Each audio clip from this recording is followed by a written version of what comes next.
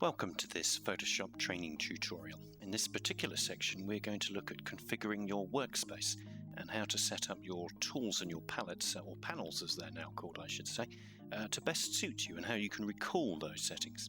What I suggest you do first of all is to activate some of these little panels and just drag the little tabs, and do this and drag everything out onto the screen. It doesn't matter whether I'm teaching people InDesign or Photoshop or Illustrator. This is one of the things that I normally start off with first, and it's a great way to set up your workspace. So here I'm dragging all my palettes that I set on a regular basis, and I'm dragging them out. So it'll just take you a couple of minutes. Whoops, let's just stick him over there. More and more programs these days require the use of a lot of these on-screen palettes.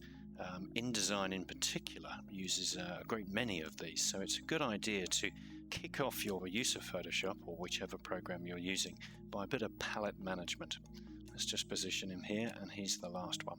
Under the window menu, this is how we can access all these particular palettes, and some of them you probably use more than others, so I have my own preference as to the way that I like them to be set up. At the same time we have the toolbox as well. Because I've always been used to having the toolbox on the left hand side, I tend to leave the toolbox there. Now in this new Photoshop, it has the ability to dock these panels or palettes. So if I take the clone source palette as an example and I drag it to the left hand side of the screen, you can just see a little grey area appears with a little blue highlight. So if I let go there and I just move my toolbox out of the way, as you can see how I've then docked that as a palette onto the left hand side of the screen. It's not my preference to have it down the left because of the way that I like my Mac to be configured, so I'm just going to drag that back into the middle and leave it there and put my toolbox back. My preference is to have my palettes down the right hand side. I'm going to first of all take my layers palette and just move that over to the right hand side here, and I'm waiting for that grey bar to appear.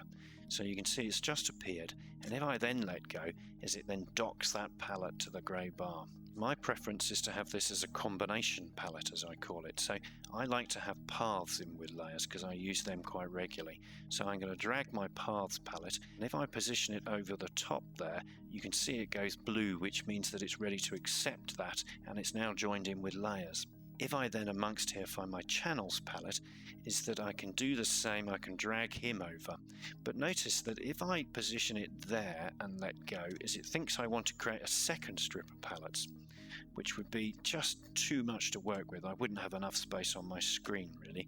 So I'm going to drag channels back out again and then re-drag it and wait for it to get the little blue highlight just there, and then joining in with that combination.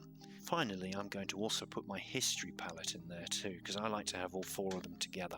The next thing I want to do, I'm just going to decrease the height of that palette somewhat, makes this next exercise a little easier, is I want to then put in some of the other palettes that I use regularly. So I use swatches quite regularly, so I'm going to then drop swatches into this area.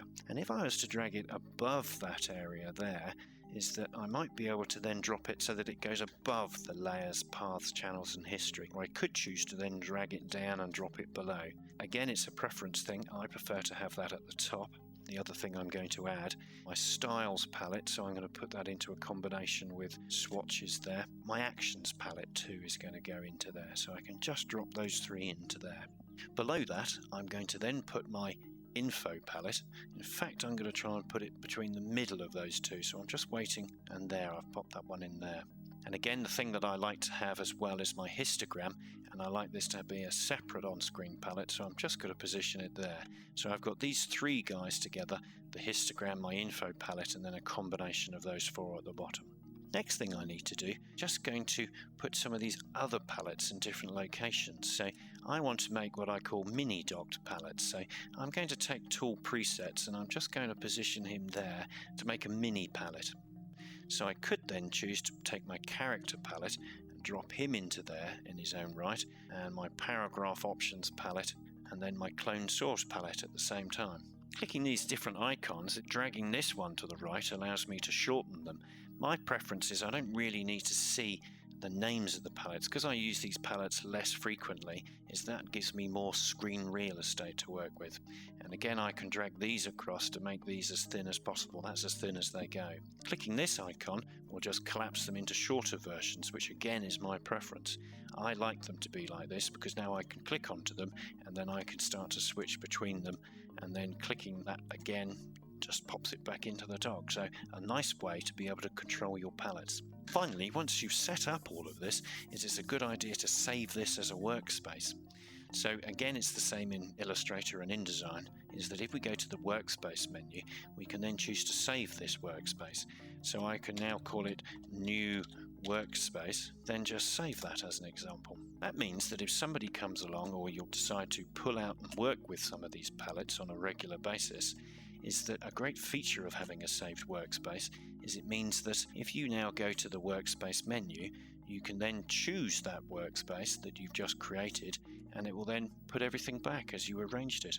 And there we go, it resets my palettes into my preferred way that I have them. Another advantage of this as well is that if you have an error in the preference file that runs how Photoshop sets it up when you log into your account on either Mac or Windows, is that sometimes you have to delete some of your settings, and this means that Photoshop will probably revert to the default out-of-the-box settings. But if you saved a workspace, then even if that's the case, you just choose your workspace, the one you saved from the pop-up list, and everything returns, so you have everything set back where it is.